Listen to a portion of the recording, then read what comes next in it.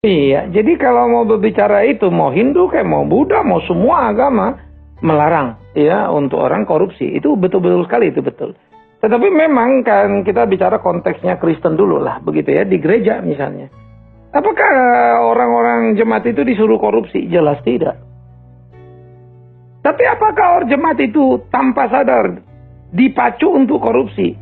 Digoda untuk korupsi? Jelas iya. Mengapa? Bagaimanapun kita harus akui jujur. Kegagalan gereja adalah ketika orang ke gereja itu ada kelas.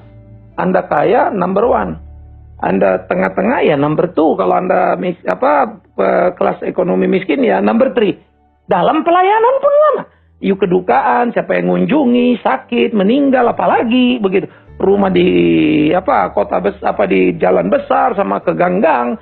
Pendeta yang pergi pun bisa berbeda klasifikasi tuh. Terjadi satu hal sebetulnya perlakuan. Jadi kalau saya mau dilakukan secara terhormat, ya saya jadi orang kaya dong. Uang nggak cukup ya korupsi. Yang kedua, yang lebih sadis lagi, ketika ini dijadikan ukuran keimanan. Orang yang kaya itu diberkati Tuhan itu. Yang miskin itu dikutuk Tuhan itu. Inilah sebetulnya pencetus korupsi yang paling gila. Siapa yang ngajarin? Gereja. Nah, jadi orang ke gereja itu mau membuktikan bahwa dia kaya. Jadi bahwa dia diberkati Tuhan. Sampai ada kemudian di satu gereja, sangat menarik sekali. Ketika semua pengurusnya itu naik mobil, dan mobilnya baru-baru semua. Tapi ketika diselidiki terus ke dalam, kredit. Diselidiki lagi, banyak yang macet.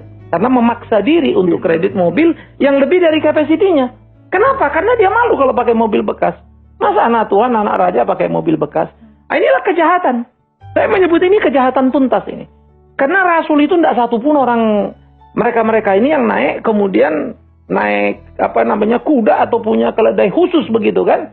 Ya. Jadi kita bisa melihat berapa bedanya Yesus dan Pilatus. Tapi jangan bilang Yesus nggak diberkati dong hanya karena miskin lalu papa mamanya juga miskin misalnya gitu. Nah, terjadi perombakan. Kaya bukan dosa, tapi miskin bukan aib. Yang jadi dosa dan aib adalah cara kayanya yang salah itu. Jadi saya pikir ini menjadi sangat penting dan gereja harusnya mempunyai sikap menghargai jiwa itu sama berharganya di mata Tuhan itu. Nah, urusan kaya miskin itu nomor 8 itu, nggak ada luar biasanya. Karena itulah tidak heran Yesus sendiri memuji persembahan janda miskin dan bukan janda kaya. It's not about money. It's about truth gitu. Mungkin jadi pada awalnya tadi nggak niat untuk korupsi kali Pak ya. Jadi kalau tadi Bapak sampaikan mungkin karena tekanan di sekeliling kita oleh gaya hidup atau apa itu membuat kita terdorong untuk melakukan korupsi itu. Tapi orang tua juga sama kan. Coba kalau anaknya 3, 1 kaya, 1 sedang, 1 miskin. Dia cerita yang kaya terus yang dia ceritain.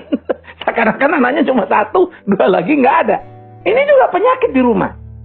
Jadi di rumah, di dalam apa? Yang paling repot kalau tadi benteng terakhir yang disebut Pak Pane Judikatif jebol. Kita juga benteng terakhir moral ini gereja jebol juga. Karena itu juga sangat berhubungan dengan role model ya. Jadi siapa pemimpin yang melaksanakan gaya hidup yang benar gitu kan. Betul, itu tadi yang balik lagi ke Pak Marau. Ya, kalau orang bilang like pada Lexan ya begitulah pendeta. Habis pendeta sekarang juga kaya raya berlomba semua dan adu kaya pula. Ini yang repot. Mungkin nanti satu waktu akan ada ya 10 pendeta terkaya Indonesia.